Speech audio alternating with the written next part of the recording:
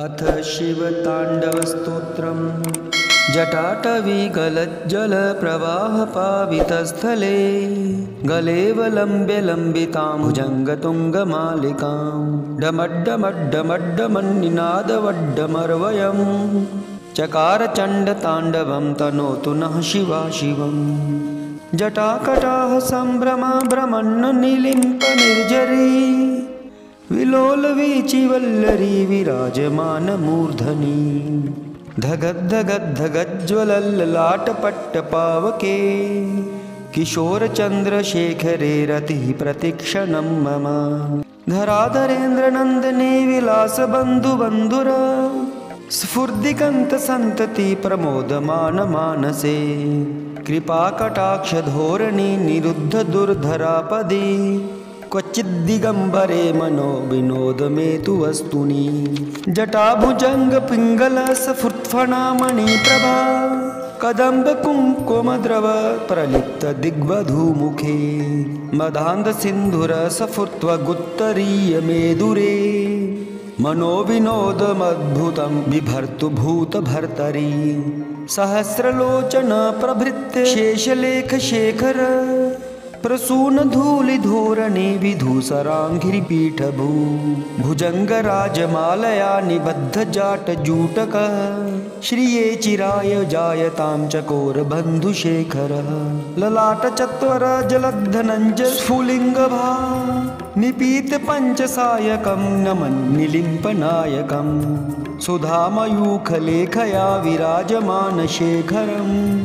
महाकपालिसम्पदे शिरोजटालमस्तु नः करालभालपट्टिका धगद्धगद्धगज्ज्वलद्धनञ्जया पुटीकृतप्रचण्डपञ्चसायके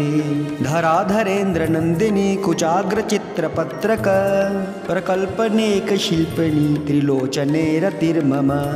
नवीनमेघमण्डली निरुद्ध दुर्धरसफुर् कुहुनिशीथिनी तमा प्रबन्धबन्धकन्धरः निलिम्पनिर्झरीधरस्तनोतु कृत्तिसिन्धुरः कलानिधानबन्धुरः श्रियं जगद्धुरन्धर प्रफुल्लनीलपङ्कज प्रपञ्चकालिमप्रभा वलिम्बिकण्ठकन्दली रुचिप्रबन्धकन्धरम् समर्च्छिदं पुरच्छिदं भवच्छिदं मखच्छिदं गजच्छिदान्धकच्छिदं तमन्तकच्छिदं भजे अखर्वसर्वमङ्गला कला कदम्बमञ्जरी रसप्रवाहमाधुरी विजृम्भणा मधुव्रतं स्मरान्तकं पुरान्तकं भवान्तकं अखान्तकं गजान्तकान्धकान्तकं तमन्तकान्तकं भजे जयत्वदभ्रविभ्रम भ्रमद्भुजङ्गमश्वसद् विनिर्गमक्रमस्फुकरालभालहव्यवान् धिमिद्धिमिद्धिमिध्वनन् मृदङ्गतुङ्गमङ्गल ध्वनिक्रमप्रवर्तित प्रचण्डताण्डवः शिवः दृशिद्विचित्रतल्पयोर्भुजङ्गमौक्तिकस्रजो गरिष्ठरत्नलोष्ठयो सुहृद्विपक्षपक्षयो त्रिणारविन्द्रचक्षुषो प्रजामहि महेन्द्रयो समप्रवृत्तिकः कदा सदाशिवं भजाम्यहम् कदा निलिम्पनिर्झरी निकुञ्जकोटरे वसन् विमुक्तदुर्मतिः सदा शिरहस्थमञ्जलिं वहन् विलोललोललोचनोललामभाललग्नकः शिवेति मन्त्रमुच्चरन् कदा सुखी भवाम्यहम् इमं हि नित्यमेव मुक्तमुत्तमोत्तमं स्तवं पठन् स्मरन् ब्रुवन्नरो विशुद्धिमेति सन्ततम् हरे गुरोषु भक्तिमाशु याति नान्यथा गतिं विमोहनं हि देहिनां सुशङ्करस्य चिन्तनं पूजावसानसमये दशवक्त्रगीतं